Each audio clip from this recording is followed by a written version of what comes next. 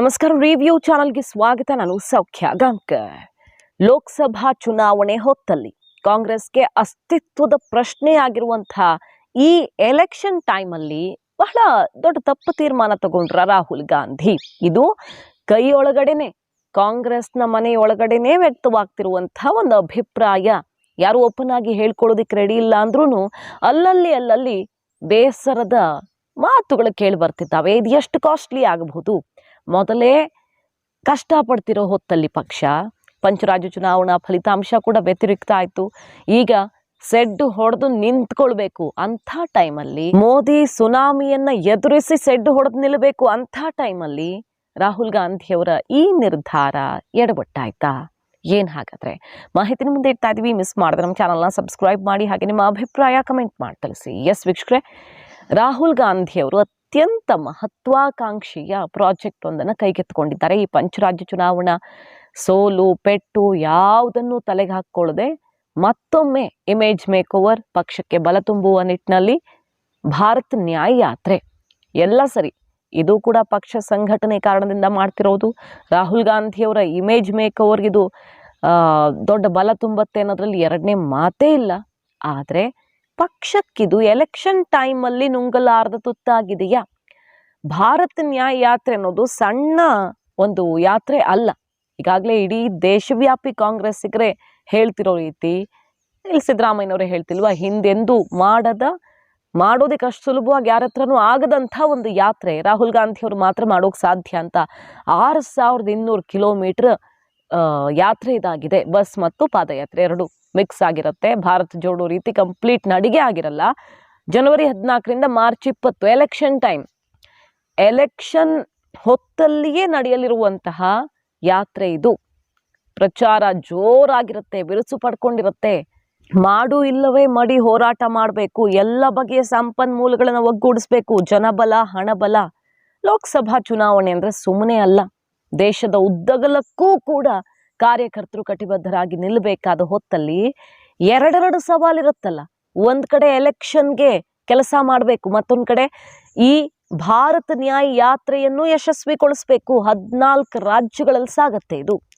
ಅರ್ಧಕ್ಕರ್ಧ ದೇಶದಲ್ಲಿ ರಾಹುಲ್ ಗಾಂಧಿಯವರ ಈ ಅತ್ಯಂತ ಮಹತ್ವಾಕಾಂಕ್ಷಿ ಯಾತ್ರೆಯನ್ನು ಯಶಸ್ವಿಗೊಳಿಸ್ಬೇಕಂದ್ರೆ ಎಲ್ಲ ಬಗೆಯ ಸಂಪನ್ಮೂಲಗಳನ್ನು ಇಲ್ಲೂ ಕೂಡ ಸರಿದೂಗಿಸ್ಬೇಕಾಗತ್ತೆ.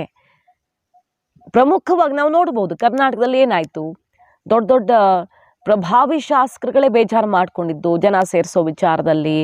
ಅಲ್ಲಿಂದ ನಮ್ಮ ಕ್ಷೇತ್ರದಿಂದ ಕಾನ್ಸ್ಟಿಟ್ಯೂನ್ಸಿಲೇ ಬಂದರೆ ನಾವು ಮಾಡ್ತೀವಿ, ಬಟ್ ಅಲ್ಲಿಂದ ಮತ್ತೊಂದು ಕಡೆ ಕರ್ಕೊಂಡು ಬರೋದು ಹೇಗೆ?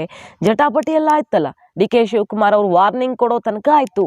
ಶಾಸಕರೆಲ್ಲ ಬೇಜಾರು ಮಾಡ್ಕೊಂಡಿದ್ದು, ಅಷ್ಟು ಜನರನ್ನು ಅಲ್ಲಿಂದ ಇಲ್ಲಿ ಕರ್ಕೊಂಡು ಬರೋಕ್ಕಾಗಲ್ಲ ಅಂತ.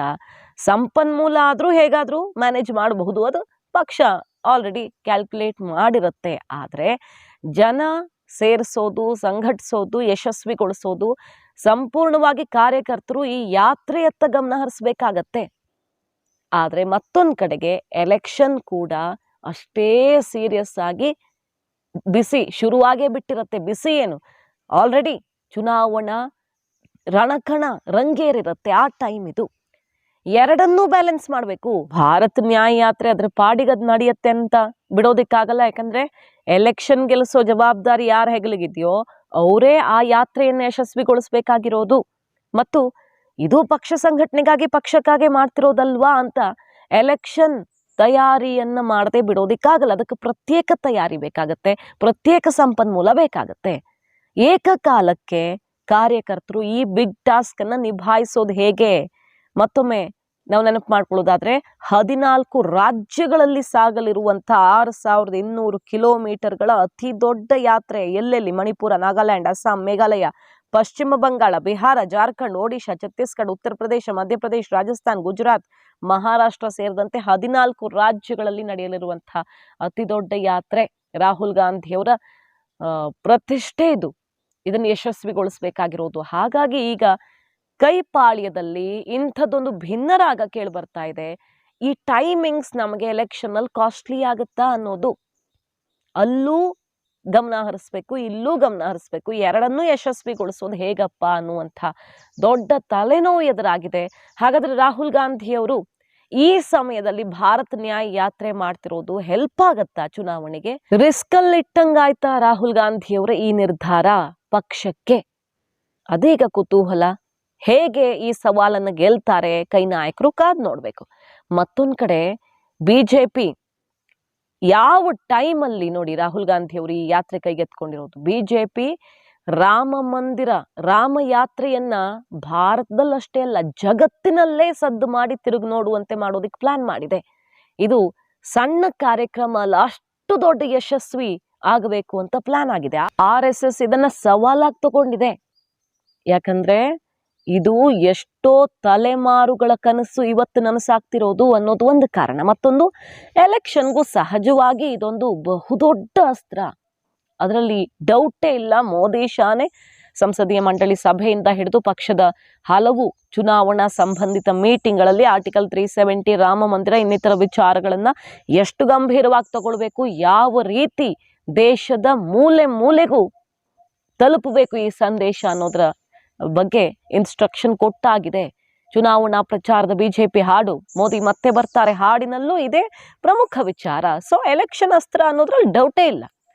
ಈ ರೀತಿ ಗಂಭೀರವಾಗಿ ಪರಿಗಣಿಸಿ ಅಕ್ಷತಾ ಅಭಿಯಾನ ದೇಶದ 50 ಕೋಟಿ ಜನರನ್ನ ತಲುಪುತ್ತಾರೆ. 10 ಕೋಟಿ ಕುಟುಂಬಗಳ ಮೂಲಕ 50 ಕೋಟಿ ಜನರನ್ನ ತಲುಪೋ ರೀತಿಯಲ್ಲಿ ಪ್ಲಾನ್ ಆಗಿದೆ.